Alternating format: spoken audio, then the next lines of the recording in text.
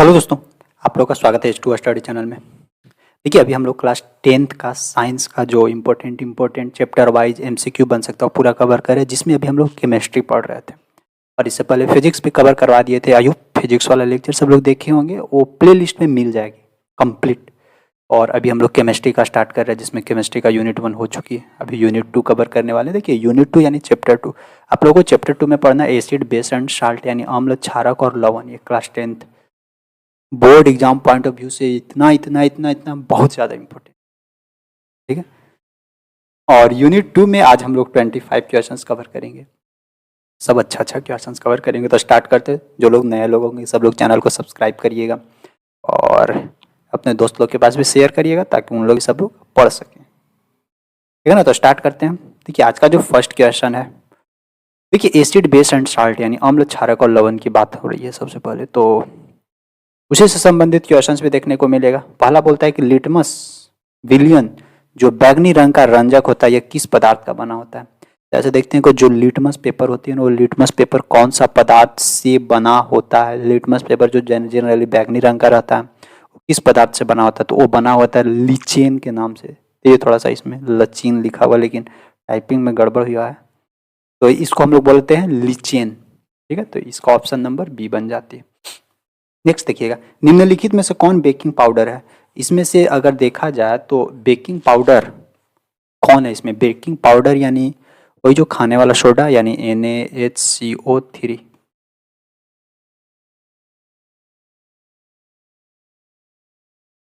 ठीक है। तो निम्नलिखित में से कौन बेकिंग पाउडर है। बेकिंग पाउडर यानी ये देखिए, ये मिश्रण, जो बेकिंग पाउडर होता है NaHCO3, वो एक प्रकार का मिक्सचर होता है, कंपाउंड होता है, तत्व होता है या फिर मिश्र धातु होता है। तो बेकिंग पाउडर की अगर बात किया जाए ना, तो NaHCO3 एक प्रॉपर और वेल तरीका से मिक्सअप होती है। तो जहाँ पे प्रॉपर और वेल तरीका से मिश्रण होता है, उसको हम लोग कंपाउंड्स के नाम से जानते हैं, यौगिक के नाम से। तो इसका ऑप्शन नंबर बी बोलेंगे। नेक्स्ट दूसरा के बाद देखिएगा, तीसरा, निम्नलिखित में से कौन सा सूचक की तरह इस्तेमाल नहीं किया जा सकता। मतलब जो सूचक की तरह, इंडिकेटर की तरह उसको इस्तेमाल नहीं कर सकते। हल्दी, हल्दी को तो यूज कर ही लेते हैं। मेथिल ऑरेंज, मेथिल ऑरेंज का भी यूज किया जाता है। फिनोल्फिन का भी यूज किया जाता है। मूली, मूली का यूज नहीं होता है। ये किसी भी इंडिकेटर के रूप में हम लोग मूली का इस्तेमाल नहीं करते। तो थर्ड का हो जाएगा डी। नेक्स्ट थर्ड के बाद देखिएगा 4, निम्नलिखित में से कौन क्षारक है। ये क्षारक लिखा हुआ है ना, तो निम्नलिखित में से कौन क्षारक है, यानी क्षारक कहने का मतलब कि बेस। देखिए, धातु का ऑक्साइड, जब अगर मेटल का ऑक्साइड की बात किया जाए तो क्या धातु का ऑक्साइड क्षारीय होता है। बिल्कुल, धातु का ऑक्साइड हमेशा आपको याद रखना है, धातु का ऑक्साइड हमेशा क्षारीय होता है और अधातु का ऑक्साइड हमेशा अम्लीय, जैसे सल्फर, ऑक्सीजन, सल्फर धातु है तो ये देखिए ये अम्लीय बन रहा है। कार्बन डाइऑक्साइड ये भी अम्लीय है, NO2 ये भी अम्लीय है, लेकिन ये धातु का ऑक्साइड है तो एक प्रकार का क्षारीय है। ऑप्शन नंबर ए होगा इसका 4 का। फिफ्थ, पोटास एलम होता है। पोटास एलम है क्या, यानी पोटास एलम कहने का मतलब कि फिटकिरी की बात कर रहा है। अगर पोटास एलम की बात किया जाए ना, तो ये एक द्विक लवण है ये, ठीक है ना, डबल साल्ट है ये। तो इसको ऑप्शन नंबर डी बोलेंगे।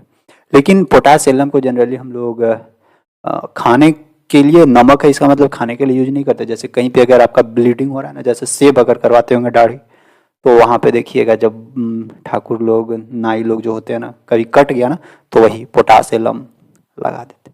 तो वो क्या है कि अगर कहीं ब्लीडिंग हो रहा है ना, तो उसको रोकने में इस्तेमाल किया जाता है। हमारा शरीर पीएच मान के किस परिसर में सही तरीके से काम करता है। हम लोग का बॉडी, तो जनरली हम लोग का बॉडी का जो पीएच मान है, यानी बॉडी के अंदर जो ब्लड का पीएच मान, वही न्यूट्रल के आसपास या फिर थोड़ा सा 7 या 7 से आगे पीछे ही इसका रहता है, ज़्यादा नहीं रहता, मतलब न्यूट्रल ही रहता है। क्योंकि ज़्यादा रहेगा तो फिर प्रॉब्लम्स होती है। किसी को देखिएगा खसड़ा हो रहा है, किसी को पिंपल्स उठ रही है, ये सब पीएच मान इधर उधर होता है, उसी के चलते होता है। तो ये 7 से 7.8 के बीच में हमारा बॉडी का पीएच वैल्यू वर्केबल है, इतना तक। इसके बाद देखिएगा 6 के बाद 7, तनु HCl का पीएच मान। देखिए HCl की बात करिए, वो भी तनु यानी डाइल्यूट। तो HCl यानी ये ज़्यादा एसिटिक नेचर का शो करेगा, और एसिटिक नेचर का जो रेंज है 1 से 7 के बीच में, ठीक है। तो जब तो तनु HCl तो कहीं ज़्यादा पावरफुल है, तो 7 से एकदम नीचे की ओर होगा, 6 7, अच्छा ऐसे दिया हुआ। 7 तो कभी पॉसिबल ही नहीं है क्योंकि 7 तो न्यूट्रल है। 8 मीन्स क्षारीय हो जाएगा, 0 तो होगा नहीं, क्या हो जाएगा इसका 6 होगा। 6 मीन्स एसिटिक रहेगा क्योंकि 0 से 14 के बीच में पीएच रेंज होता है, 7 बीच में होता है। जिसका पीएच वैल्यू 7 होता है उसको हम लोग न्यूट्रल बोलते हैं। और 14 मीन्स की हाई बेस, यानी बेस का मात्रा बहुत ज़्यादा क्षारीय है, 0 तरफ आएगी तो यानी हाई इधर एसिड हो जाएगा, अम्लीय गुण उसका बहुत ज़्यादा बढ़ जाएगा। तो ये तनु है, डाइल्यूट है, तो 6। निम्नलिखित में से सबसे प्रबल लवण कौन सा है, मतलब सबसे पावरफुल साल्ट। लवण कहने का मतलब कि साल्ट। और ध्यान रखिएगा अम्ल और क्षार जब आपस में मिलता है ना तो लवण प्लस पानी बनाता है, ध्यान रखिएगा। अम्ल और क्षार एक दूसरे के गुण को समाप्त कर देते हैं। जैसे किसी को गैस या एसिडिटी होती है, नहीं देखते हैं इनो पिलाते हैं, तो उसको एसिडिटी हुआ है और इनो एक प्रकार का क्षार है, बेस। बेस जब जाता है अंदर पेट में तो अंदर जो एसिडिटी बढ़ा हुआ है ना उसको न्यूट्रल कर देता है, ठीक हो जाएगी। तो निम्नलिखित में सबसे प्रबल लवण, पावरफुल लवण इसमें से कौन सा है। Sodium chloride, calcium chloride, barium sulphate या लिथियम क्लोराइड। अगर पावरफुल की बात किया जाए तो सोडियम क्लोराइड ही है इस सबसे कंपैरिजन में, यही है। नेक्स्ट, बहते हुए रक्त को रोकने में उपयोगी यौगिक। तो बहते हुए रक्त को रोकना है तो जनरली फिटकिरी का आप इस्तेमाल करिए। फिटकिरी के माध्यम से सोडा एलम, फिटकिरी के माध्यम से आपका ब्लीडिंग रुक जाएगा। 9 का क्या हो जाएगा, डी हो जाएगा। नेक्स्ट देखिएगा 10, धातु के ऑक्साइड। फिर से वही आ रही है, धातु के ऑक्साइड जनरली क्या होता है, धातु का ऑक्साइड क्षारीय होता है, ये क्षारक होगा ना। और अधातु के ऑक्साइड, अगर अधातु रहता तो उसका अम्लीय हो जाता है, इसका ऑप्शन बी बनने वाला। नेक्स्ट देखिएगा जल का पीएच मान कितना होता है। तो पानी का कोई वैसा स्वाद तो देखने को मिलता नहीं है, पानी में किसी प्रकार का कोई स्वाद नहीं रहता है। यही होती है कि कभी कभी मिनरल वाटर रहेगा तो ज़्यादा मिनरल्स मिलाया हुआ रहेगा या उससे मिनरल कम किया हुआ रहेगा, इस तरह से लगती है। लेकिन अगर सिंपल ग्राउंड वाटर की बात किया जाए तो जनरली न्यूट्रल होता है, तो इसका 7 होगा। 11 के बाद 12, निम्नलिखित में से कौन सा बुझा हुआ चूना है। तो देखिए बुझा हुआ चूना, तो अगर बुझा हुआ चूना की बात किया जाए तो देखिए एक मेरे को पास कैल्शियम ऑक्साइड है, ये कैल्शियम ऑक्साइड है जो बिना बुझा हुआ चूना है, बिना बुझा हुआ चूना, ठीक है, बिना बुझा हुआ चूना है ये। और ये कैल्शियम हाइड्रोक्साइड ये बुझा हुआ चूना है, और ये कैल्शियम कार्बोनेट है और ये कैल्शियम है। तो इसका बुझा हुआ चूना की बात करें कैल्शियम हाइड्रोक्साइड। देखिए इसका क्या कंडीशन बनता है, जब कैल्शियम है जो ऑक्सीजन के साथ मिक्स होता है ना तो कैल्शियम ऑक्साइड बनाता है, ठीक है ना। और जब कैल्शियम ऑक्साइड को जब हम लोग पानी में, यानी ये जब पेंट पोचाड़ा होता है ना घर में व्हाइट वाश, तो उस टाइम देखिएगा कैल्शियम ऑक्साइड में चूना रहता है, वही चूना पता नहीं तो खैनी खाते होंगे ना, तो खैनी होती है कैल्शियम ऑक्साइड ये हो रहा होता है।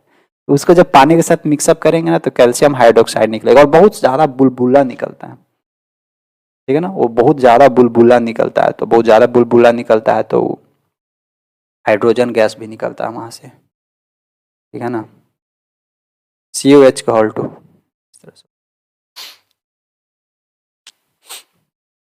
और हाइड्रोजन या नहीं तो फिर कैल्शियम हाइड्रोक्साइड रखिए ना, कैल्शियम ऑक्साइड को जब पानी में डालेंगे तो कैल्शियम हाइड्रोक्साइड बनेगा और साथ में हीट निकलता है, गर्म हो जाता है पूरा, ये भी ध्यान रखिएगा। तो ये कैल्शियम हाइड्रोक्साइड बनता है जिसको हम लोग बिना, सॉरी, कैल्शियम ऑक्साइड को बुझा हुआ चूना, क्योंकि पानी में बुझ गया ना, पानी में चल गया तो, और कैल्शियम ऑक्साइड को बिना बुझा हुआ, कैल्शियम हाइड्रोक्साइड को बुझा हुआ चूना। 12 के बाद देखिए 13, विरंजक चूर्ण का रासायनिक सूत्र। तो अगर विरंजक चूर्ण का रासायनिक सूत्र देखा जाए तो CaOCl2 हो जाएगा, ऑप्शन नंबर सी, विरंजक चूर्ण। चिट्टी का डंक और नेटल के डंक में कौन सा अम्ल पाया जाता है। तो चिट्टी के डंक में मेथेनोइक अम्ल या सिट्रिक अम्ल, लैक्टिक अम्ल, एसिटिक अम्ल। तो चौथा का क्या हो जाएगा, मेथेनोइक अम्ल रहते हैं ना चिट्टी के डंक, जैसे कभी चुट्टी काट दिया हो या फिर बीच काट दिया हो, वो और तेज लगता है तो ही मेथेनोइक एसिड बन जाता है ना शरीर में, तो फिर बहुत ज़्यादा पेन होने लगता है। देखिए अम्ल क्षार, सॉरी, अम्ल वर्षा कहलाने के लिए आवश्यक है कि वर्षा के जल का पीएच मान, यानी अम्ल वर्षा कब हो सकता है, जब पीएच वैल्यू 7, उस पानी का पीएच वैल्यू 7 से कम हो, ठीक है ना। जब 7 से कम होगा तो फिर अम्ल वर्षा तो बनेगा ही बनेगा, लेकिन 7 से कितना कम, ऐसा नहीं कि 7 से कम हो जाए मतलब 1 2 3 ये हो जाए तो उसको अम्ल वर्षा, उतना नहीं होता अम्ल वर्षा, मतलब वही 5.6 से अगर कम हो जाएगा ना तो बोलेंगे कि हाँ एसिड रेन हो रही है। वो थोड़ा नुकसानदेह होता है फसल के लिए भी, अगर आदमी लोग बाहर में उसके लिए भी थोड़ा प्रॉब्लम होती है, तो वही 5.6 से कम हो जाएगा। 15 के बाद देखिएगा 16, ग्लूकोज का रासायनिक सूत्र, तो अगर ग्लूकोज की बात किया जाए तो C6H12O6 और C12H22O11 है, ये शुगर है यानी चीनी का, ठीक ना। 16 के बाद 17, एसिटिक अम्ल का IUPAC नाम, तो एसिटिक अम्ल का अगर IUPAC नाम की बात किया जाए तो एथेनोइक अम्ल इसका हो जाएगा, या मेथेनोइक अम्ल होगा, या प्रोपेनॉल होगा, या इनमें से कोई नहीं। तो एसिटिक एसिड की बात कर रहा है यानी CH3COOH, ये एसिटिक एसिड है जिसको हम लोग मेथेनोइक अम्ल के भी नाम से जानते हैं, ठीक है। तो इसका ऑप्शन नंबर बी बनने वाला है। नेक्स्ट, निम्नलिखित में से कौन सा आयन लाल लिटमस को नीला कर देता है? अच्छा देखिए, लाल लिटमस को नीला कर दे रहा है यानी लाल से नीला हो जा रहा है,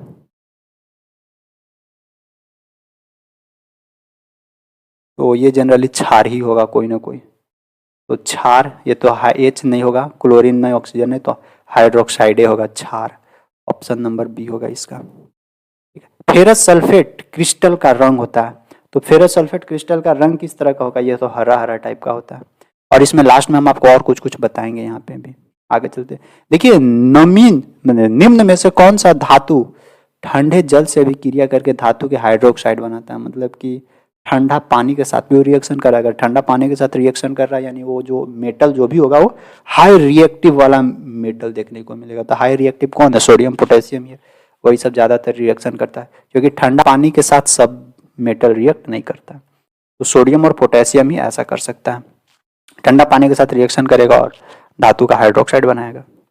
निम्नलिखित में से कौन अम्ल है? एक इसमें से एसिड की बात कर रही है, कैल्शियम ऑक्साइड है, धातु का ऑक्साइड क्षारीय होता है, पोटेशियम ऑक्साइड यानी धातु का ऑक्साइड ये भी क्षारीय हो जाएगा, HCl ये तो अम्ल है, फिर सोडियम ऑक्साइड, सोडियम धातु का ऑक्साइड ये भी क्षारीय हो जाएगा, और HCl देखिए ये अधातु है, हाइड्रोजन और क्लोरीन भी अधातु है, तो ये अधातु ही है जनरली, और अधातु HCl एक प्रकार का अम्ल है, और अधातु का जो प्रकृति होती है, अधातु का जो ऑक्साइड होता है वैसे भी अम्लीय होता है, तो इसका ऑप्शन सी बनने वाला है।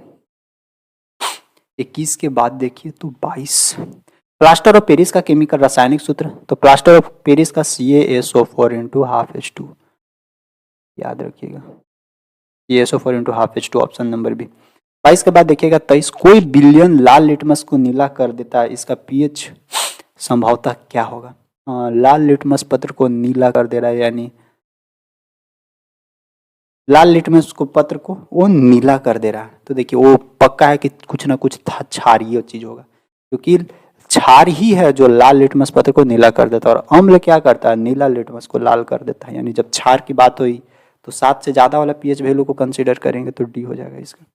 तो इसके बाद 24, लैक्टिक अम्ल का प्राकृतिक स्रोत, लैक्टिक अम्ल प्राकृतिक स्रोत, दही, इमली, इमली में से इमली सिट्रिक अम्ल,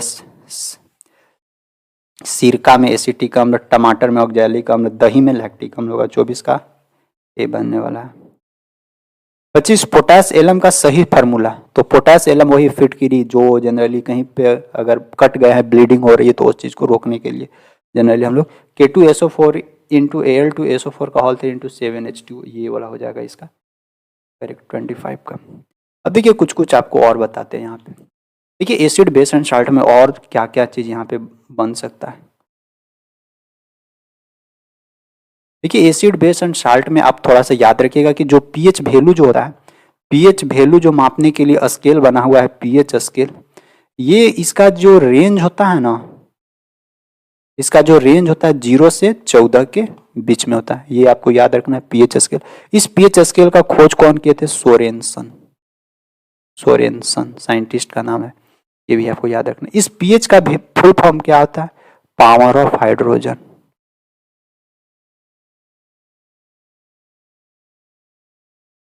ठीक है ना।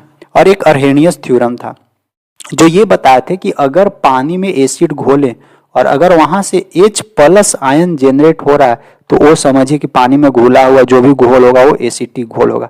और अगर पानी से OH माइनस आयन जनरेट हो रहा है तो ये हमको क्षारीय गुण देगा। ये भी आपको याद रखिएगा। ये H plus ion OH minus ion कौन बताए थे? अर्हेनियस। तो ये चीज आपको बस इतना याद रखना है, इतना आपके लिए काफी है एसिड बेस एंड साल्ट के लिए। और फिर हम लोग नेक्स्ट लेक्चर में फिर और मुलाकात करते हैं।